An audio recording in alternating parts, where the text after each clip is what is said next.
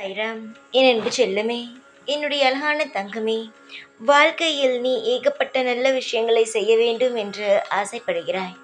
ஆனால் நீ ஆசைப்பட்ட மாதிரி எந்த ஒரு நல்ல விஷயங்களும் உன் வாழ்க்கையில் நடக்கவில்லை இந்த நொடி வரை. அதனால் மனவேதனையில் இருக்கிறாய்.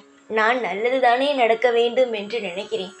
ஆனால் ஏன் எனக்கு மட்டும் நான் நினைத்தது நடக்கவே இல்லை? அப்பொழுது நான் நினைப்பது தவறா? என் மனதுக்குள் எந்த ஆசையையும் நான் நினைக்கக்கூடாதா? எனக்கு எந்த ஆசையும் வரக்கூடாதா என்று நினைக்கிறாய்.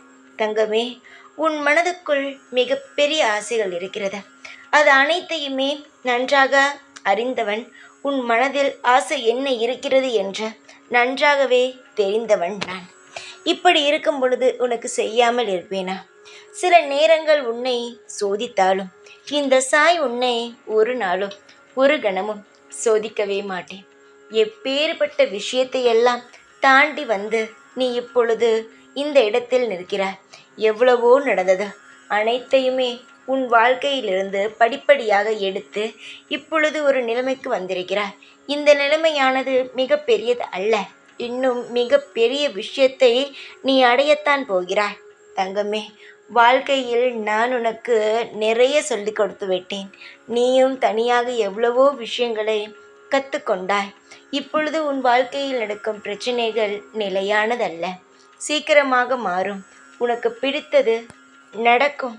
நீ மனதால் எதை கேட்டு இப்பொழுது அடம் பிடித்து கொண்டு இருக்கிறாயோ என்னிடம், இதை தந்துதான் ஆக வேண்டும், எனக்கு இதை செய்துதான் ஆக வேண்டும் என்று என்னிடம் எதை கேட்டுக்கொண்டு இருக்கிறாயோ அது சீக்கிரமாகவே உன் வாழ்க்கையில் நடக்க ஆரம்பித்துவிடும். உன்னுடைய போராட்டத்திற்கு முடிவு காலம் வந்துவிட்டது. இதற்கு பிறகு உன் வாழ்க்கையில் பெரிய அளவுக்கு தவறு நடக்க ஒன்றுமே இல்லை. அனைத்துமே நடந்துவிட்டது. இனி நடக்க வேண்டியது என்ன தெரியுமா? நல்லது மட்டும்தான். அந்த நல்லதானது சீக்கிரமாக உன் வாழ்க்கையில் நடக்கும். நீ எதை தேடினாயோ அது நிச்சயமாகவே கிடைக்கும்.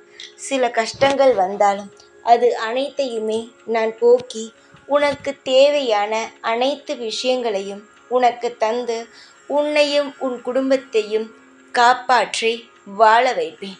நீ சந்தோஷமாக இரு. எந்த ஒரு சிறு விஷயத்தை நினைத்தும் கவலைப்பட வேண்டாம்.